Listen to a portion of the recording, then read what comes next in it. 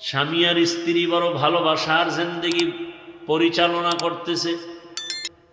একদিন স্ত্রী স্বামীকে জিজ্ঞাসা করে, ও স্বামী, তুমি আমাকে কেমন মোহাব্বত করো, ভালোবাসো? বলে সীমাহীন। বলে কেমন? কয় তুমি আমার জীবন, আমি তোমার জন্য যা চাও তাই দিব।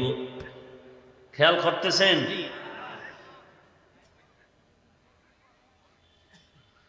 হ্যাঁ। স্ত্রী বলে যা চাইবো তাই দিবা?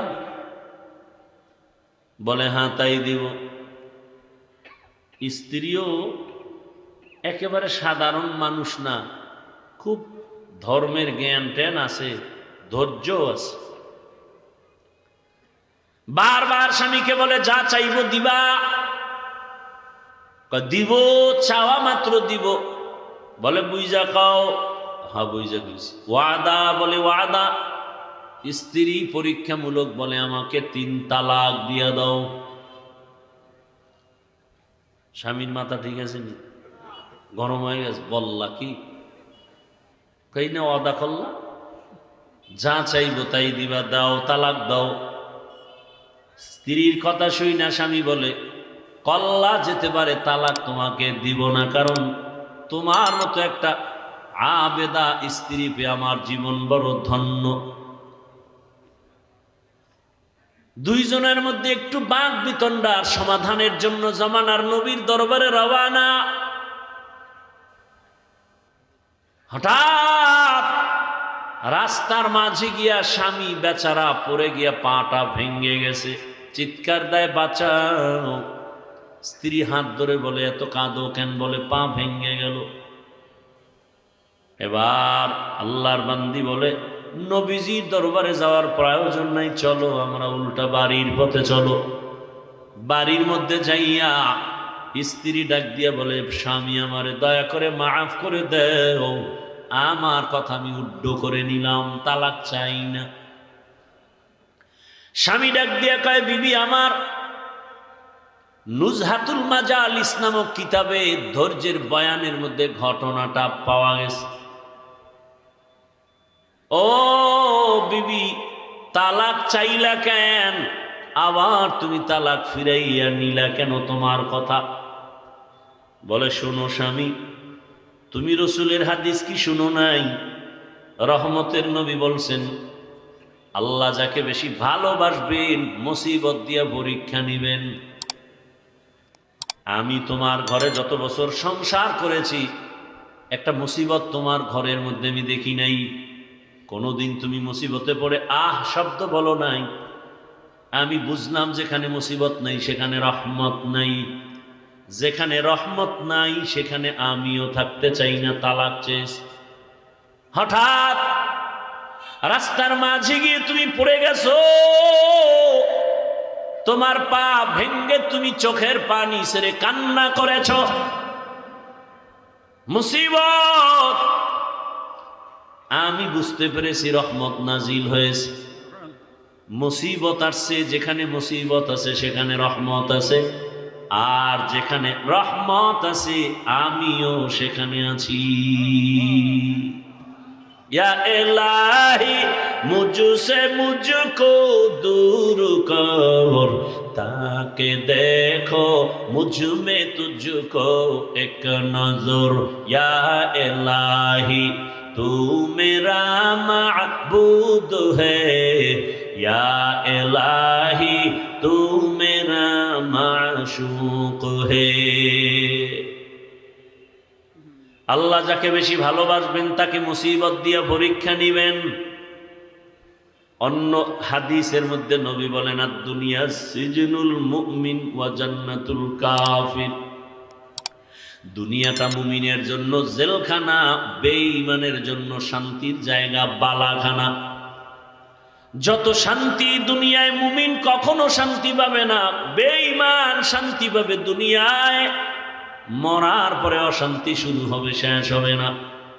আর মুমিন কষ্ট করবে দুনিয়ায়, মরণ পরে এমন শান্তি শুরু হবে আর কোনোদিন শেষ হবে না। দুনিয়ায় শান্তি, পরকালে কষ্ট বেঈমানের জন্য। দুনিয়ায় কষ্ট, পরকালে শান্তি মুমিনের জন্য।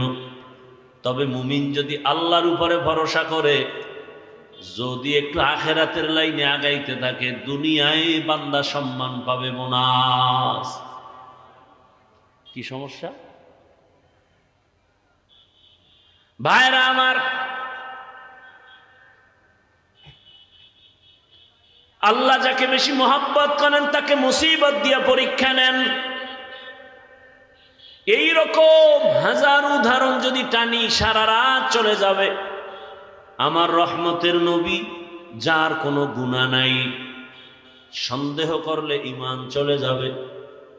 আল্লাহ যাকে স্পেশাল করে বানাইছেন, হেদায়েতের মালিক তো কোনো বান্দার হাতে আল্লাহ চাবি দেন নাই, এত পেরেশানি কেন? বৈশেই তো সেই বয়ান করছে। রসুলের মতো ব্যক্তির বয়ানে আবু জাহিল্লা বাচ্চা যদি কালেমা না পড়ে, আমি কে? রসুলের বয়ান, যার চেহারা দেখলে গুনাহ মাফ, সেই রসুলকে টানা 13 বছর দেখার পরে যে বেঈমান কালেমা পড়ে না, আমি কে? আমি তো মানুষই না। বক্তা হয়েছি ঠিক, মাওলানা হয়েছে ঠিক, মানুষ হতে পারি নাই। মানুষ হওয়া ভিন্ন জিনিস। আর রহমান আল্লামাল কুরআন খলাকাল ইনসান, এই বয়ান যেখানে করেছি সেখানে বলেছি মানুষ কাকে বলে। আল্লাহ বলছেন মানুষ কারা? এই মানুষ আল্লাহর কাছে মানুষ না, আল্লাহর দরবারের মানুষগুলো আলাদা। কোন মানুষ? আল্লাহ বলে দিছেন আর রহমান আল্লামাল কুরআন খলাকাল ইনসান। বিস্তারিত এখানে আলোচনা। আল্লাহর কাছে কোন মানুষ জান্নাত পাবে? রসুল যদি একটা ছোট্ট বিন্দু কথা বলেন, সেটাও আমার কাছে 7 আসমান 7 জমিন থেকেও দামি। সেই ভালোবাসা থাকতে হবে রসুলের প্রতি। আবু হুরায়রা বলেন, কিয়ামতের দিন 3 জন ব্যক্তি সবার আগে জাহান্নামে ঢুকবে। সবার আগে 3 জন। 3 জন মানে 3 দল। কয় দল? 3 দল। কিন্তু ব্যক্তি হিসাবে উল্লেখ 3 জন। কেমন 3 জন? দুনিয়ার সব জ্ঞানীরা বলবে এরা 3 জন জান্নাত যাবে বিনা হিসাবে। কিন্তু আবু হুরায়রা বলেন, রসুল বলেছেন 3 জন সবার আগে জাহান্নামে ঢুকবে। আবু হুরায়রা এই হাদিসটা বলতে গিয়া একজন সাহাবীকে শুনাইতে গিয়া 3 বার বেহুশ হয়ে গেছেন। কয়বার? 3 বার বেহুশ হয়ে গেছেন। সেই 3 ব্যক্তিকে দুনিয়ার জ্ঞানীরা বলে তারা বিনা হিসাবে জান্নাতি, আর আল্লাহ বলবে শিকল লাগায় জাহান্নামে ঢুকা। এর মধ্যে প্রথম ব্যক্তি যুদ্ধের ময়দানের গলা কাটা শহীদ, যে ইসলামের ময়দানে কাফেরের মোকাবেলায় যুদ্ধ করে শহীদ, আল্লাহ তাকে বলবে রে জাহান্নামে ঢুকা। দ্বিতীয় আমার মতো মাওলানা, আল্লাহ বলবে এই মাওলানা দিকে, দুনিয়ার মানুষ তোর বয়ান শুনছে, তোরে এলেম দিয়েছিলাম, কি করছো? আল্লাহ এই যে ওয়াজ করছি, দাওয়াত দিয়েছিলাম। মানুষ তো তাই জানে, আমি তো ভিতরেরটা জানি। মানুষ তো তোর উপরেরটা জানে, আমি তো ভেতরেরটা জানি। তোরে আল্লামা না লেখলে মনে কষ্ট পাইতি, কেউ জানতো না, আমি জানি। কি এই রোগ নাই? নামটা কেন নিচে হয়েছে? এই রোগ আছে। নাম কেন ছোট হলো, বড় হলো না? মনে তোর কষ্ট কেউ জানে না, আমি তোর অন্তরের খবর জানি।